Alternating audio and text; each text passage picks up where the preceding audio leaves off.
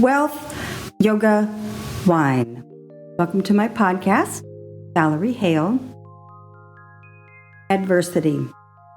Some of the blackest clouds carry the shiniest silver linings. Many of you know, if you've been listening to my podcast, wealth has nothing to do with what is in your bank account today. While I share lots of different ways to help you achieve wealth in all your different facets of life, this is really not about money. It's about what you're thinking and about your mindset. Dr. Pritchett wrote this amazing article about how to address adversity. And he postulates that when adversity first hits us, it's natural for us to be in shock and to be dismayed and dangerously negative. We only look at the downside of adversity. And he challenges us that the people who make it through the darkest times are those who seek out the potential good in adversity. I know this is the most difficult thing to embrace right now, especially in a pandemic. Dr. Pritchett tells us we need to give more and equal time to thinking about what possible good can come out of adversity. How do you do that? Not only how do you do that, but it feels unnatural. And it feels as though we're abandoning maybe the person to whom this happened or the situation. Once again, though, the idea is it will bring strength and it will bring potential good to us when we focus our thoughts on how to create good out of a bad situation. And what steps can you take then to do that? One thing I like to do is I like to make lists. Mary Morrissey also talks about when adversity strikes, don't react. Give it 3 days, and then during those 3 days, remember that there is potential good out of the darkest times. It's not going to happen immediately, folks. But dig your feet in and believe every day you're going to get closer to something potentially good coming out of this. When I make a list of a situation that is traumatic or seems disastrous, then I look at the top 2 or 3 items that I can actually act upon. And they can be small. They don't have to be large, emboldened acts. They can be, as I said, they can be something little like writing a letter. Write a letter to yourself about the situation. You don't have to send it to anybody.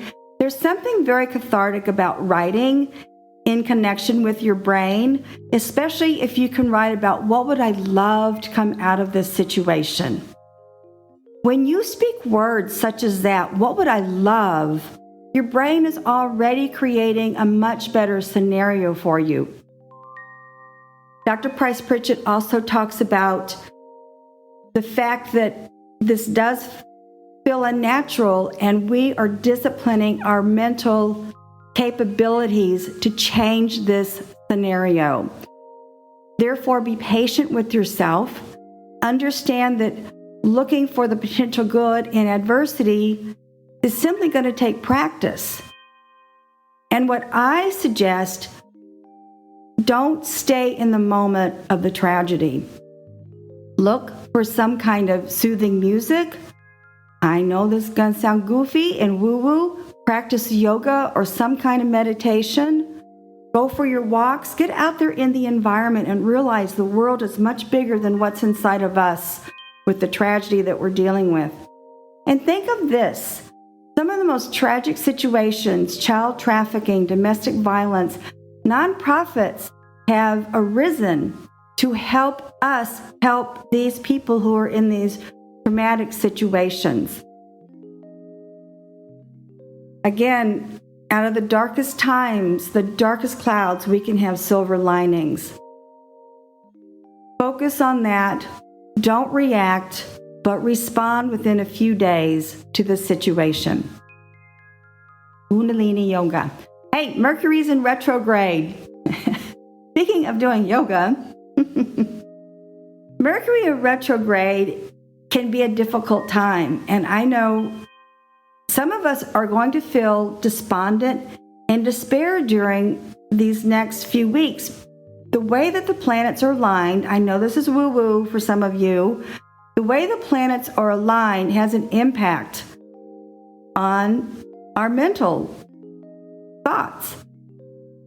And on my website, shezvalerie.us, CHEZVALERIE, all this, of course, is on the podcast details. Click on yoga.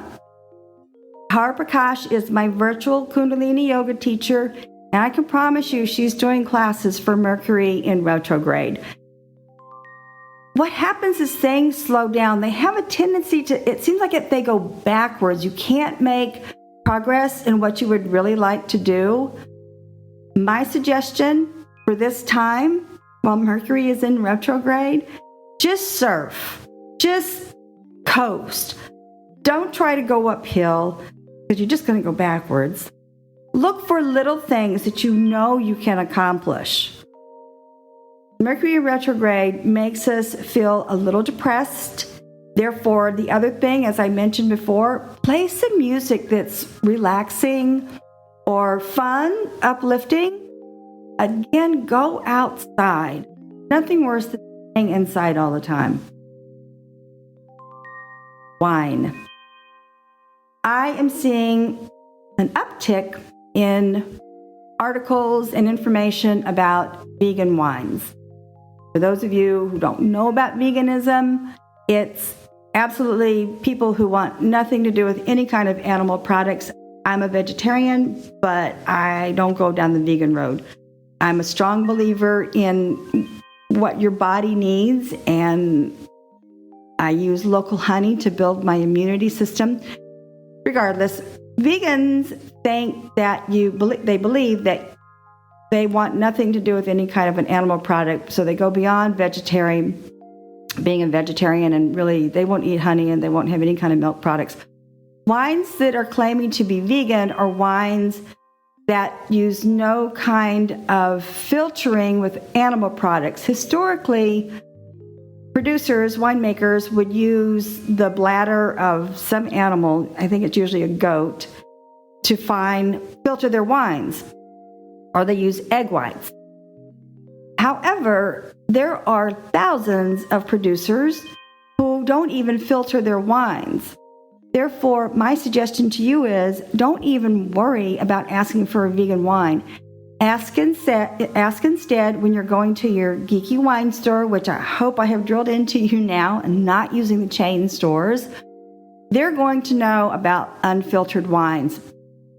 Quite honestly, a lot of wines that come from the Rhone region in France, a lot of the Spanish wines, they don't like to filter their wines. And that's all you need is an unfiltered wine. So quit worrying about this trend about vegan. It's goofy.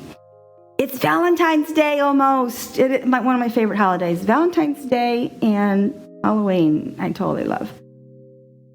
I know that you will probably be thinking of big, heavy cabernet or a Malbec or a zinfandel. You know, most ladies like bubbles. I am a bubblehead. And I realize Valentine's Day goes both ways. Men are involved with this. Women are involved with this. For me, romance are bubbles.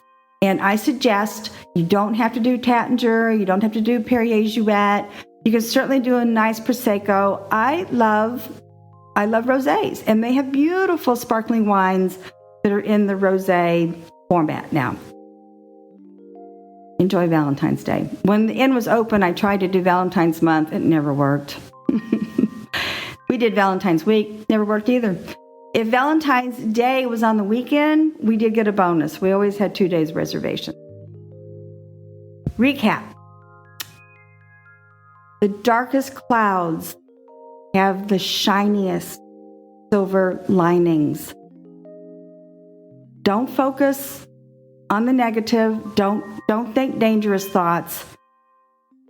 Train your mind to think of potential good.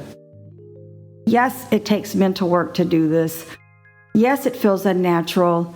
So just do a little bit every day to focus on what is the potential good out of adversity. Mercury in retrograde. It's just going to feel like you can't get anything done, that the progress you were making has gone backwards. Therefore, I suggest go to my website, sign up for a class in Kundalini Yoga, send me an email, and I'll send you a 3-minute kriya on Mercury in retrograde yoga. And of course, wine. Don't worry about the vegan stuff. Don't worry about anything that's trendy. Go get a nice bottle of bubbles. We really have so much to be grateful for. Mary Morrissey says every morning you wake up, you are given another day of life. So go get lots of bottles of bubbles. Merci, au revoir.